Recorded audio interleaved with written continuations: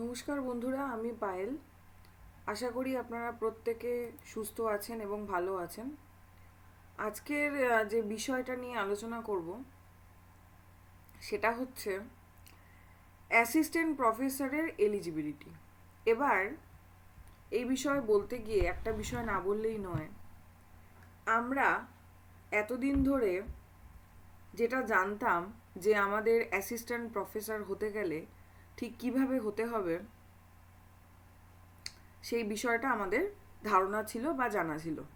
সেই অনুযায়ী আমরা পড়াশুনো করছিলাম বা এগিয়ে যাচ্ছিলাম। কিন্তু এখন দেখা যাচ্ছে যে ইউজিসির যিনি চেয়ারম্যান রয়েছেন, অর্থাৎ মামিদালা যিনি রয়েছেন, তিনি একটা ইন্টারভিউতে এই নিয়ে আলোচনা করেছেন এবং সেটা বিভিন্ন পত্রপত্রিকাতে আমরা পেয়েছি। এবার সেটা নিয়েও অনেকে নানান রকম কনফিউশন রয়েছে যে মোটামুটি কি পরিবর্তন হতে চলেছে। এবার একটা বিষয়, এখনও কিন্তু ইউজিসির ওয়েবসাইটে এই বিষয়ে কিছু বলা হয়নি। একটা খসড়া পরিবেশন করা হবে ঠিকই, এবং পরবর্তীকালে দেখা যাবে যে যদি তারা এই সিদ্ধান্তটা মেনে নেয় প্রত্যেকে মিলে, তাহলে এটা হলেও হতে পারে।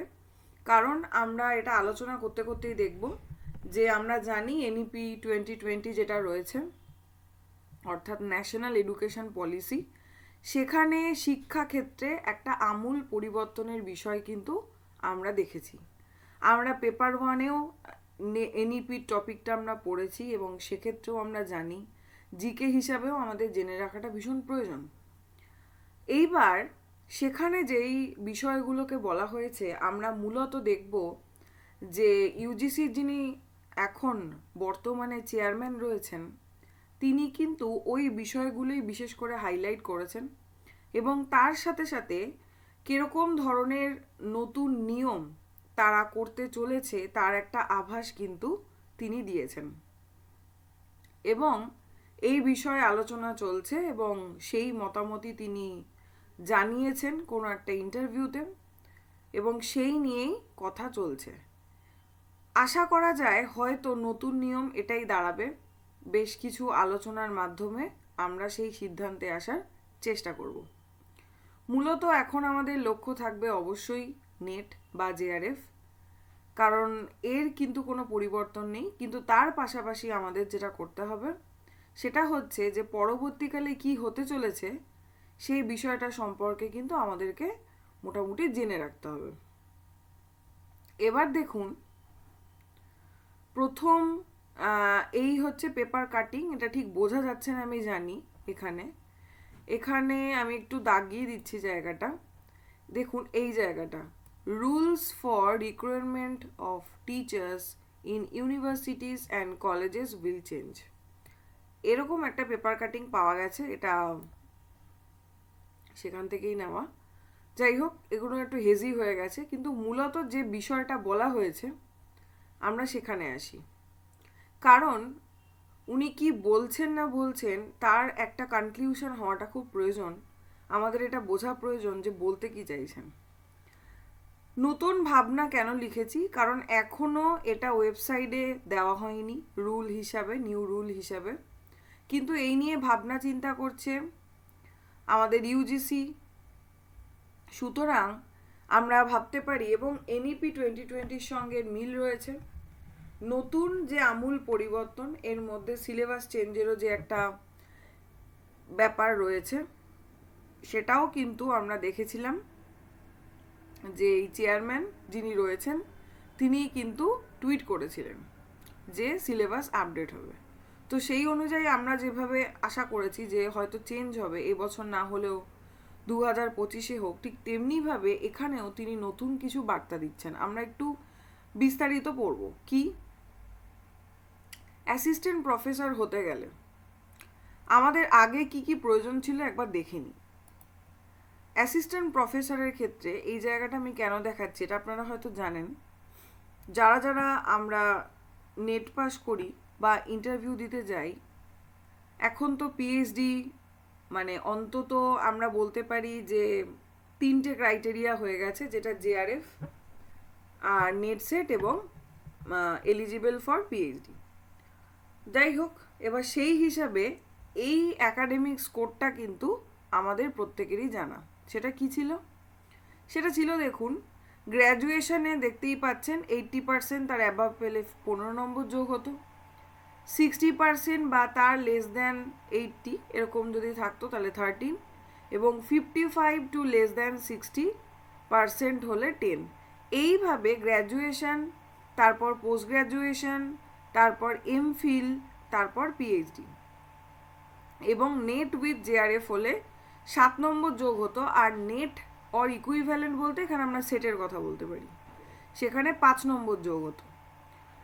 তারপরে রিসার্চের যে পাবলিকেশনগুলো ছিল, বিভিন্ন পাবলিকেশনে আমরা জানি যে ইউজিসির যে জার্নালগুলো রয়েছে, তাদের ইউজিসি চুজ করে দেওয়া বেশ কিছু জার্নাল রয়েছে, যেগুলোতে আমরা কি করি, আমরা আমাদের গবেষণা ভিত্তিক লেখা জমা দিই এবং সেগুলো পাবলিশ হলে সেখান থেকে 2 নম্বর করে আমরা পাই। এভাবে মোটামুটি 5টা কাউন্ট করা হয়, সেটা হিসাবে 10 নম্বর বলা হয়েছে। তারপরে হচ্ছে 7 নম্বরে বলছিল যে টিচিং পোস্ট বা ডক্টরাল এক্সপিরিয়েন্স এর জন্য আবার 2 মার্কস ফর 1 ইয়ার। যদি আমরা 1 বছরের আমাদের এক্সপিরিয়েন্স থাকে তাহলে 2 মার্কস যুক্ত হবে। এইভাবে, তাহলে এইভাবে আমাদের পার্সেন্টেজ অনুযায়ী দেখিয়ে বা নাম্বার অনুযায়ী দেখিয়ে করা হতো। এবং এখানে দেখুন রয়েছে MPhil plus PhD maximum 30 marks, JRF net set maximum 7 marks, এবং তারপরে যে বিষয়টা রয়েছে যে দেখা যাচ্ছে, আশা করি, number of candidate to be called for interview shall be decided by the concerned universities. Academic স্কোরে আমরা 80 পেয়ে যাচ্ছি, রিসার্চ পাবলিকেশনে 10 এবং টিচিং এক্সপিরিয়েন্সে 10। এইভাবে টোটাল আমরা 100 নাম্বার পাচ্ছি। তাহলে এই বিষয়টা, এই ছকটা আশা করব আমি প্রত্যেকেই জানেন, না হলে এটা স্ক্রিনশট নিয়ে নিতে পারেন।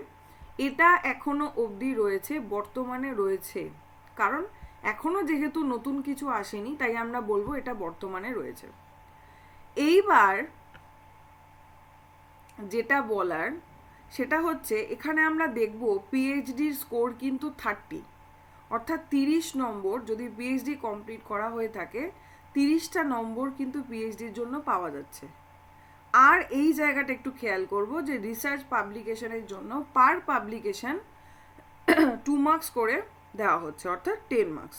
তাহলে এই দুটো যদি আমরা দেখি তাহলে দেখব 30 প্লাস যদি 10 ধরি 40, অর্থাৎ অনেকটা নাম্বার কিন্তু পিএইচডি আর এই পাবলিকেশনের ক্ষেত্রেই চলে যাচ্ছে। এইবার কেন এটা জেনে নিলাম, তাহলে আমরা পরিবর্তনটা বুঝতে পারবো যে এখন কোন পরিবর্তনটা আসতে চলেছে বা আসার সম্ভাবনা রয়েছে। এবার আমি চলে এলাম যেটা নতুন ভাবনা চিন্তা করেছেন আমাদের চেয়ারম্যান, ইউজিসির চেয়ারম্যান। সেই ভাবনা চিন্তায় বলা হচ্ছে যে বেশ কিছু ক্রাইটেরিয়া থাকলে সে অ্যাসিস্ট্যান্ট প্রফেসর হতে পারবে। সেটা কি? ফার্স্ট দেখুন রয়েছে ইউজি। আমরা ইউজি জানি, অর্থাৎ গ্র্যাজুয়েশন কমপ্লিট করলো 4 ইয়ার, এখানে ইয়ার হবে YE, যাই হোক 4 ইয়ার 4 বছরের গ্র্যাজুয়েশন। আমরা জানি যে এখন এটা হয়েছে যে 4 বছরের গ্র্যাজুয়েশন যদি কেউ কমপ্লিট করে তাহলে সেখানে তাকে আলাদা করে আর MA করতে হচ্ছে না, তাহলে 4 বছরের গ্র্যাজুয়েশনই হয়ে যাচ্ছে। তাহলে কি দাঁড়ালো, 4 বছরের কেউ গ্র্যাজুয়েশন কমপ্লিট করলো এবং তারপর সে পিএইচডি করলেই কিন্তু সে অ্যাসিস্ট্যান্ট প্রফেসরের জন্য অ্যাপ্লাই করতে পারবে। ঠিক আছে, তাহলে প্রথম ক্রাইটেরিয়া কি হলো, যে কেউ যদি মানে গ্র্যাজুয়েশন কমপ্লিট করে, এখন যেটা 4 বছরের গ্র্যাজুয়েশন কোর্স আমরা বলছি, সেটা যদি করে থাকে এবং তার সাথে সাথে যদি পিএইচডি হয় তাহলে সে অ্যাসিস্ট্যান্ট প্রফেসরের জন্য অ্যাপ্লিকেবল। নেক্সট চলে আসছি হচ্ছে দ্বিতীয় রুল কি বলছে, মানে উনি যেটা বলেছেন তার কনক্লিউশন আমি এভাবে দিয়েছি, তাহলে বুঝতে সুবিধা হবে। কিভাবে? নেক্সট বলছেন যে গ্র্যাজুয়েশন 4 বছরের কেউ করলো, ধরা যাক করার পরে তারপরে আর সে পিএইচডি বা অন্য কিছু সে করতে পারলো না, সে কি করলো, কোনো ইন্ডাস্ট্রিয়াল কোনো কাজে ঢুকে গেল। ঠিক আছে, এবং সেই যে ইন্ডাস্ট্রিয়াল যে কোনো মানে কি বলবো, ব্যবসা হোক, যে কোনো কাজে হোক, সে যে গেল সেই পথে, তার এক্সপিরিয়েন্স যদি 10 বছর থাকে বা তার বেশি থাকে, তাহলেও কিন্তু সে অ্যাসিস্ট্যান্ট প্রফেসরের জন্য যদি সে অ্যাপ্লাই করতে চায়, যদি সে মনে করে যে না আমি এবার অ্যাপ্লাই করব, তাহলেও কিন্তু অ্যাপ্লিকেবল। দেখুন এই জায়গাটা কীরকম হয়ে গেল। তাহলে এখানে কি হয়ে গেল, যে সে হচ্ছে 4 বছরের ইউজি কোর্স করে নিচ্ছে, করে নিয়ে সে আর এই লাইনেই নেই, সে ইন্ডাস্ট্রি কোর্সে চলে গেছে। একদম ইন্ডাস্ট্রি কোনো বিষয় নিয়ে পড়াশুনো করে হোক, সেখানে থেকে এক্সপিরিয়েন্স করে সে 10 বছর পর বা বলতে পারি আরও বেশি এক্সপিরিয়েন্স গ্যাদার করে ফেললো। এবার সে মনে করলো যে না, সে অ্যাসিস্ট্যান্ট প্রফেসর হতে চায়, সেটা কিন্তু সে অ্যাপ্লাই করতে পারবে। এটা একদম নতুন ভাবনা। এটা কোন ভাবনা থেকে আসছে বলুন তো?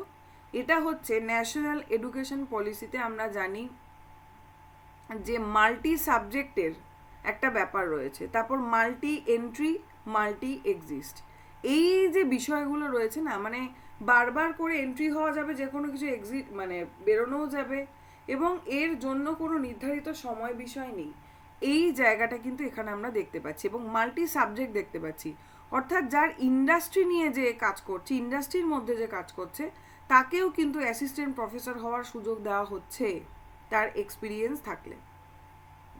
এক্ষেত্রে বলা যেতে পারে তিনি বলতে চাইছেন যে যখন আমরা কোনো বিজনেসে যাই বা কোনো ইন্ডাস্ট্রি, যে কোনো কিছু স্টার্ট আপ যখন আমরা করি, তখন আমাদের সেই কাজের একটা এক্সপিরিয়েন্স তো হয়। এই এক্সপিরিয়েন্সের ফলে কি হয়, আমাদের কমিউনিকেশন স্কিলটা অনেক ভালো হয়।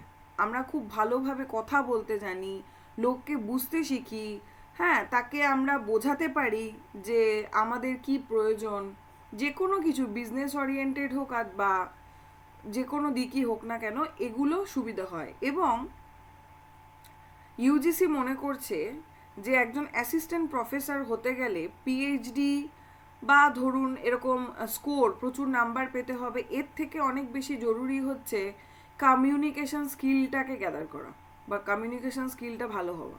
কারণ সেটা যদি ভালো না হয়, তাহলে সে কোনো স্টুডেন্টের সাথে ঠিকভাবে যোগাযোগ করতে পারবে না, ঠিকভাবে সে যে অনেক কিছুই জানে, কিন্তু সেটা তো তাকে বোঝাতে হবে, এই বোঝানোটা সে বোঝাতে পারবে না। সুতরাং একজন খুব ভালো নম্বর পেয়েছে মানেই সে যে খুব ভালো টিচার তা কিন্তু নয়। তাই ইউজিসি দেখা যাচ্ছে এই দিকে চিন্তা করছেন। নেক্সট হচ্ছে দেখা যাচ্ছে ইউজি 4 বছরের কেউ ইউজি কোর্স করছে, তারপর কোনো কিছু স্টার্ট আপ সে শুরু করেছে বা এন্টারপ্রেনারশিপ, সেখানেও কিন্তু 10 বছরের যদি তার এক্সপিরিয়েন্স থাকে বা তার বেশি এক্সপিরিয়েন্স থাকে, তাহলেও কিন্তু সে অ্যাসিস্ট্যান্ট প্রফেসরের জন্য অ্যাপ্লিকেবল। ঠিক আছে, নেক্সট চলে আসছে কি, নেক্সট আসছে হচ্ছে ধরুন ইউজিসি কি বলছে, বলছে যে ইউজি করলো কেউ, তারপরে হচ্ছে পিজি করলো, তারপরে হচ্ছে পিএইচডি, তাহলেও সে অ্যাসিস্ট্যান্ট প্রফেসরের জন্য অবশ্যই অ্যাপ্লিকেবল। ঠিক আছে, এবং লাস্টে এইগুলো নিয়ে আমি আসছি অন্য কথা নিয়ে, সেটা হচ্ছে আগে রুলগুলো বলে দিই। নাম্বার 5 হচ্ছে কেউ হচ্ছে মানে আপার গ্র্যাজুয়েশন কমপ্লিট করলো, তারপরে হচ্ছে পোস্ট গ্র্যাজুয়েশন কমপ্লিট করলো, তারপর পিএইচডিও করলো, কিন্তু অল আর ডিফারেন্ট সাবজেক্ট। ধরুন কেউ দেখা গেল যে গ্র্যাজুয়েশন কমপ্লিট করেছে অনার্স নিয়ে কোনো একটা সাবজেক্টে, বাংলা হোক ইংলিশ হোক কিছুতে, পোস্ট গ্র্যাজুয়েট দেখা গেল সে জিওগ্রাফি নিয়ে করলো। ঠিক আছে, আবার পিএইচডি দেখা গেল সে হয়তো সায়েন্সের ওপর কোনো সাবজেক্ট নিয়ে করছে বা ফিলোসফি নিয়ে করছে। তাহলে আমরা কি দেখলাম, সে গ্র্যাজুয়েশন কমপ্লিট করলো বাংলায়, সে পোস্ট গ্র্যাজুয়েট করলো অর্থাৎ এমএ পাস করলো বা এমএসসি বলি, যাই বলি না কেন, সেটা করলো হয়তো এমএসসি হলে বিজ্ঞানের সাবজেক্ট হয়ে যাবে। যাই হোক, আমি মূলত আমাদের দিকটা থেকেই বলছি, আর্টসের দিক থেকেই বোঝানোর চেষ্টা করছি।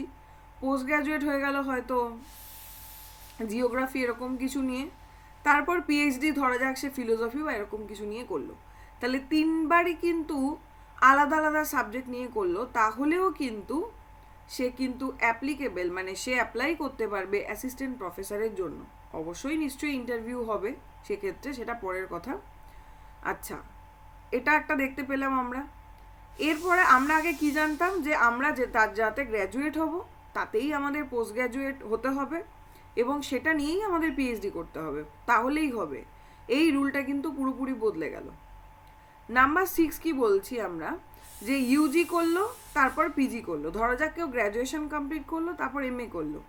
এমএ করে এবার আর তার পড়াশোনার সাথে সেইভাবে কোনো সম্পর্ক নেই, সে কোনো একটা স্টার্ট আপ কিছু একটা শুরু করে দিয়েছে, যে কোনো বিষয় হোক না কেন সে শুরু করেছে এবং সেক্ষেত্রে তার একটা এক্সপিরিয়েন্স গ্যাদার হয়েছে, এটাও 10 ইয়ার বা তার বেশি এরকম একটা এক্সপিরিয়েন্স গ্যাদার হয়েছে। এবার ধরা যাক সে 10 বছর পর মনে করলো যে না, আমি আর এখানে এই বিজনেস বা এখানে থাকবো না, এবার আমি যেহেতু আমি গ্র্যাজুয়েশন বা পোস্ট গ্র্যাজুয়েশন কমপ্লিট করেছিলাম, আমি অ্যাসিস্ট্যান্ট প্রফেসর হতে চাই। অনেকের ক্ষেত্রেই এটা থাকে, কারণ বাড়ির নানান সমস্যা বা অনেক কিছু কারণে অনেক সময় হতে পারে যে সেই সময় সেই কাজটা করতে পারেনি, কিন্তু মনে তার ইচ্ছে রয়েছে, কিন্তু সেও কিন্তু তাহলে সেটা করতে পারবে। ঠিক আছে, অ্যাসিস্ট্যান্ট প্রফেসরের জন্য অ্যাপ্লাই করতে পারবে। তারপরে বলছে ইউজি প্লাস পিজি, গ্র্যাজুয়েশন করলো, পোস্ট গ্র্যাজুয়েশন করলো, করার ফল দেখা গেল সে ইন্ডাস্ট্রিয়াল কোনো কাজে ঢুকে গেছে, সেখানেও যদি 10 বছর বা তার বেশি এক্সপিরিয়েন্স থাকে তাহলেও কিন্তু সে অ্যাসিস্ট্যান্ট প্রফেসরের জন্য অ্যাপ্লিকেবল। এখানে আমরা কি দেখেছিলাম, ইউজি 4 বছর তারপর ইন্ডাস্ট্রিতে ঢুকছে তাহলেও অ্যাপ্লিকেবল, আর ইউজি পিজি করে যদি কেউ ইন্ডাস্ট্রির যে কোনো কিছুতে ঢুকলো তাহলেও কিন্তু 10 বছরের এক্সপিরিয়েন্স থাকলে সে অ্যাপ্লিকেবল। এরপরে বলা হচ্ছে যে ইউজি প্লাস পিজি, অর্থাৎ কি হলো, সে গ্র্যাজুয়েশন কমপ্লিট করলো, পোস্ট গ্র্যাজুয়েশন কমপ্লিট করলো এবং করার পরে দেখা গেল তার পড়াশোনার সাথে সেরকমভাবে সম্পর্ক নেই, 5 থেকে 10 বছরের একটা গ্যাপ হয় না, অনেকেরই হয়, হয়তো পোস্ট গ্র্যাজুয়েট সে কমপ্লিট করলো, তারপরে আমি ধরতে পারি যে কোনো ছেলে যদি হয়, যে কোনো কারণে হয়নি, সাংসারিক কারণে, বা কোনো মহিলা তার সে বিবাহিত জীবন কাটাচ্ছে এবং সেই সময় সেখানে হয়তো হয়ে উঠছে না, এই যে 5 থেকে 10 বছরের গ্যাপ, এই গ্যাপটার জন্য কিন্তু কোনো ক্ষতি হবে না, তাহলেও কিন্তু তারপর তারা অ্যাসিস্ট্যান্ট প্রফেসরের জন্য অ্যাপ্লাই করতে পারবে। তারপর বলছে ইউজি বা পিজি বা পিএইচডি যে কোনো কিছু হলো, তারপর দেখা গেল সে কিছু একটা স্টার্ট আপ শুরু করে দিয়েছে, কিন্তু দেখা যাচ্ছে সে কোনো রিসার্চের, যে আমরা বলি না যে আমাদের পাবলিকেশন, কিছু রিসার্চ পাবলিকেশন আমাদের করতে হবে, এতে আমাদের একটা নাম্বারের ব্যাপার আছে, যদি সেটা নাও করতে পারে, নো বলতে করবে না আমি সেটা বলছি না, যদি সেটা নাও করতে পারে তাহলেও কিন্তু সে এপি অর্থাৎ অ্যাসিস্ট্যান্ট প্রফেসরের জন্য অ্যাপ্লিকেবল। ঠিক আছে, তারপরে আমরা যেটা দেখব যে কেউ ধরা যাক পিএইচডি রয়েছে, ও আরেকটা জিনিস বলে দিই এখানে, লাস্ট যেটা আমি বলতে চেয়েছি সেটা হচ্ছে পিএইচডি বা একাডেমিক নাম্বার বা রিসার্চ পাবলিকেশনের কিন্তু গুরুত্ব কমছে, এটা খুব গুরুত্বপূর্ণ বিষয়। কেন বলছি, কারণ আমরা একটু আগেই ওই পেজটাতে কি দেখলাম যে পিএইচডির জন্য আমাদের 30 নম্বর আসে, অর্থাৎ 30 নম্বর পিএইচডি কমপ্লিট করলে আমরা পাই, এবং একাডেমিক যে নাম্বারটা, অর্থাৎ আমরা যেটা স্কোর দেখছিলাম যে গ্র্যাজুয়েশনে এত এত থেকে এত % পেলে এত নম্বর পাওয়া যাবে, এই যে বিষয়গুলো, এইগুলোর গুরুত্ব, এবং তার সাথে সাথে কোনো রিসার্চ পাবলিকেশন থাকলে এক একটা পাবলিকেশনের জন্য যে 2 নম্বর করে পাওয়া যাচ্ছে, 10 নম্বর, এইখান থেকে যে নাম্বারগুলো আসছিল, অর্থাৎ এখন অবধি যে রুলে, তার গুরুত্ব কমছে। কেন বলছে, কারণ এর আগেই আমরা নোটিশে দেখেছিলাম কি,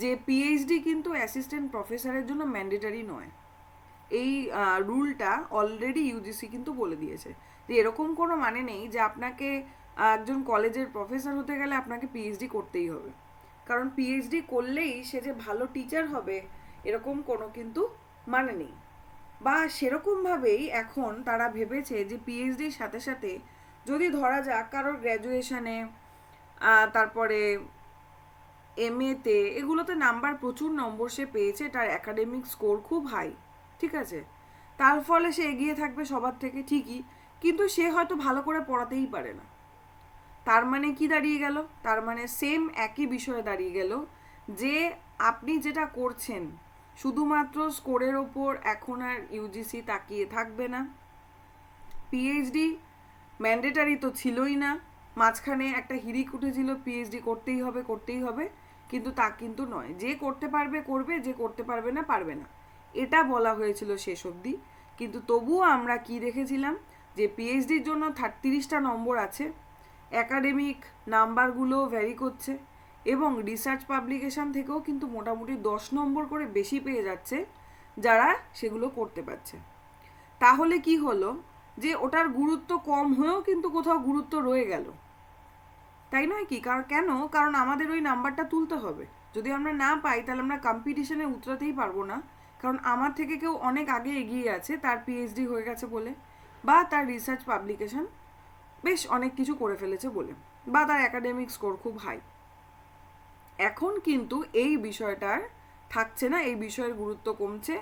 এখানে ইউজিসি চেয়ারম্যান বলছেন এই যে রিসার্চ পাবলিকেশন যদি নাও থাকে তাহলেও হবে, বা এই যে নম্বর রিসার্চ পাবলিকেশনের এই যে 10 নম্বর সেটাকে কমিয়ে দেওয়ার চিন্তাধারা করছেন।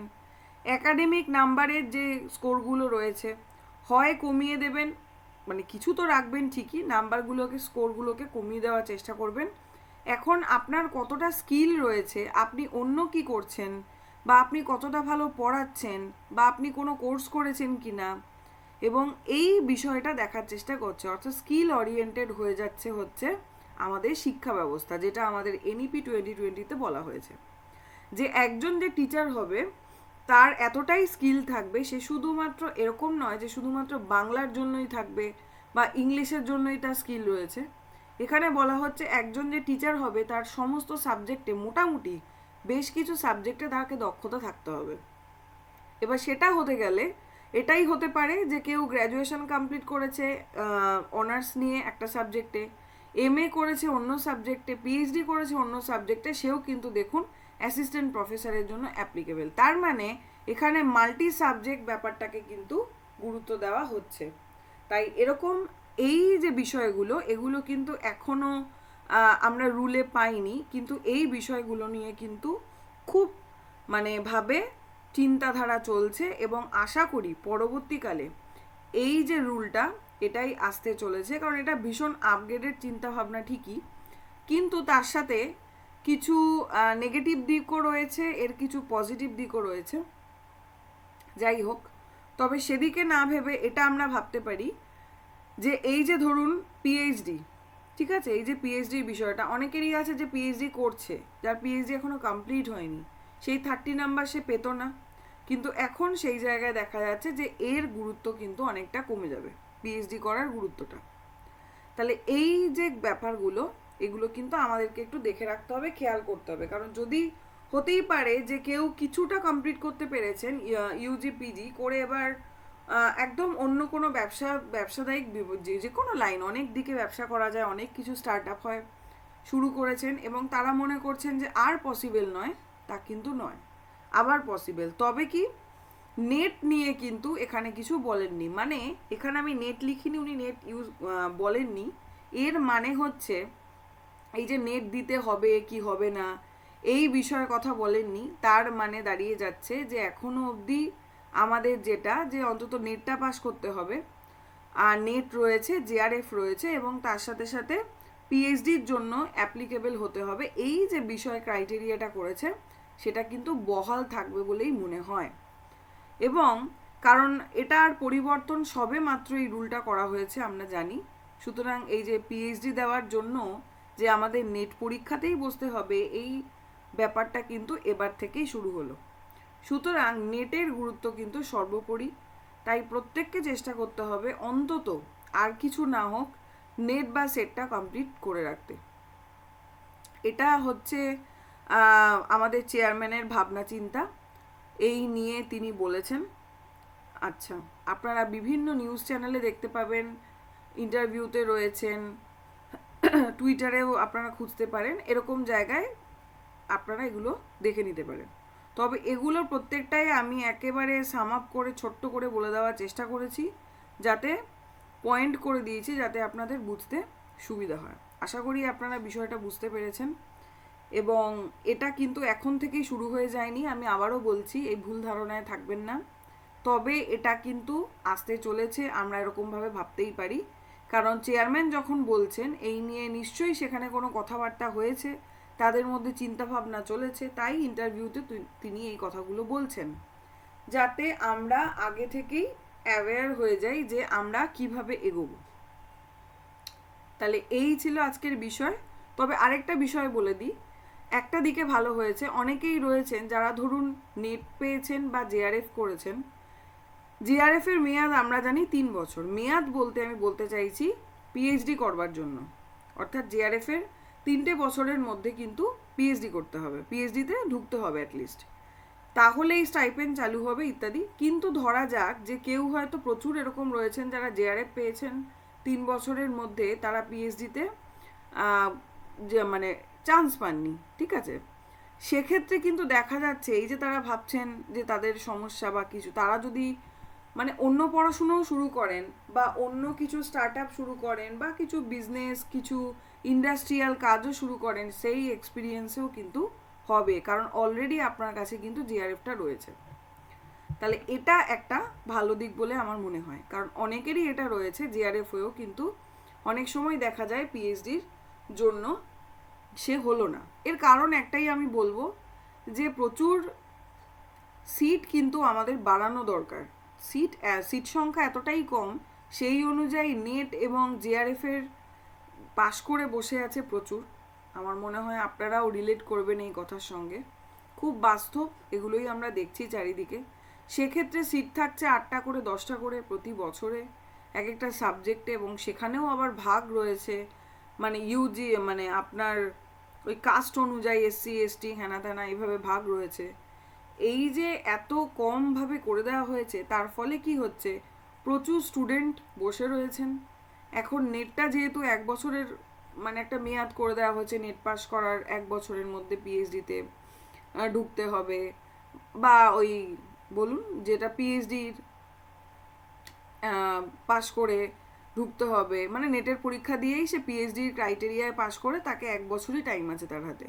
তো এর ফলে তার কম্পিটিশানটা বেড়ে যাচ্ছে, কারণ সে 1 বছরের মধ্যে যদি সে না পায়, তাহলে কিন্তু আবার তাকে সেই নেট পরীক্ষাটাতে বসতে হচ্ছে। তা এই যে নতুন নিয়মটা করা হয়েছে, এক্ষেত্রে আমার মনে হয় অন্তত যারা জেআরএফ পাস করে ফেলেছেন এবং হচ্ছে না তাদের পিএইচডির জন্য, তাদের কিন্তু মানে এরকম কোনো ভাবার নেই যে না আমি এখন আর হবে না বা কিছু, কারণ পিএইচডির গুরুত্ব এখন আমরা যতদূর দেখতে পাচ্ছি তার কথা মতন অনেকটাই কমে যাচ্ছে।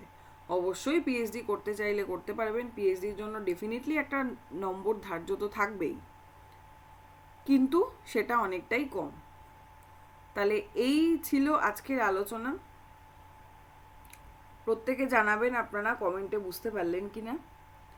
এরকম যদি আরও কোনো নিউজ এসে থাকে বা আসে, আমি অবশ্যই আপনাদের জানানোর চেষ্টা করব। থ্যাংক ইউ সকলকে।